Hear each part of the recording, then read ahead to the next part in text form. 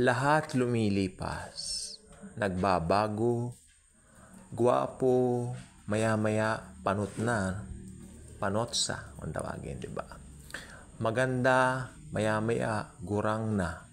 Kaya bruhitik, bruha ang itsura. I mean, parang nakakatawa, but you know what? Ito po ang katotohanan.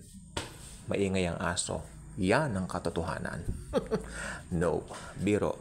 I mean, kanina po kasi naisip ko, masyadong pinag-uusapan yung iPhone 15. Natatandaan po ninyo, 2 days ago, meron pong mga balita na talagang pumila sila sa, anong tawag dito, Apple Store na malapit sa kanila kung saan man ito at hinihintay nila yung kanilang turn para makakuha ng bagong telepono. Actually, gusto ko po yun. Kung ibibigay ni Jesus sa akin, sige po.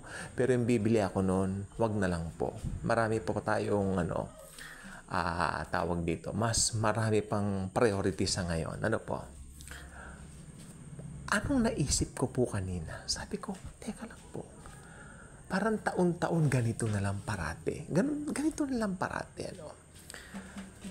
Kasi meron pong instance noong 2011. Meron po kaming mga kakilala na atat doon sa iPhone 4. Hindi po ako pwede magkamali, iPhone 4. Na during that time, nagkakahalaga ito ng almost 40,000. Kasi wala pa naman yung mga Pro, wala pa naman yung mga Pro Max during that time wala pa yung mga Plus, wala pa yung mga Pro, wala pa yung mga Pro Max. Kung iPhone 4, iPhone 4 laang.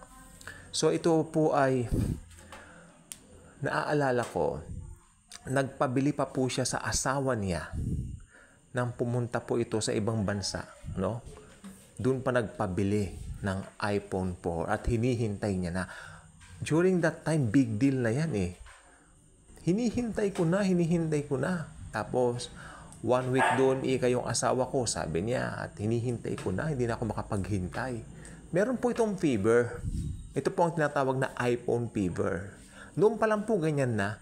Pero isipin po ninyo, ilang taon na po, 12 years ago, then ganito pa rin, I mean, talagang lahat lilipas.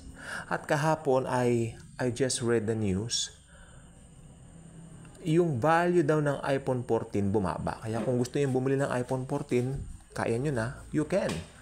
Ang laki po ng ibinagsak ng yung iPhone Pro Max po dati, di ba? Ganitong halaga. Ngayon, bumagsak na po yung halaga. Oo, ang laki ng binagsak. So, kung tutuusin, kaya ko po, pero at saka na lang po muna. Pwede pa naman po ito. Ano po ang gusto ko pong i-topic dito? Lahat po nagbabago. Bagong kotse, maya-maya, laos na. Tapos, yung mga usong buhok, di ba yung tandaan nyo nung 80s, yung parang pangkista, rakista, ngayon laos na, hindi na uso.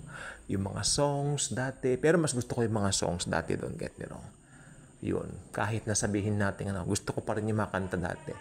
Maski sa Spotify ko, yung mga playlist ko dito sa Spotify ko, talagang mga sinaunang, mga 70s, 80s, 90s songs, Ngayon, ano pong pinupoint ko po rito? Ang talata po natin isa lang. Jesus Christ is the same yesterday, today, and forever. Kaya kung nakaangkla ka sa Panginoong Hesukristo, maniwala ka sa akin, hindi ka paglilipasan ng panahon. Kasi alam mo lahat lumilipas. Nandyan na yan sa mind mo na lahat lumilipas. Pero si Jesus, hindi nagbabago. Pag-ibig niya ay hindi nagbabago. At kung alam mo yan, kapatid, congratulations. Because we have Jesus, we have everything. Siya ang buhay natin, siya ang ating kasiyahan at tunay na kaligayahan. Kaya kung hindi ka pa subscriber sa channel na ito, I invite you to do so.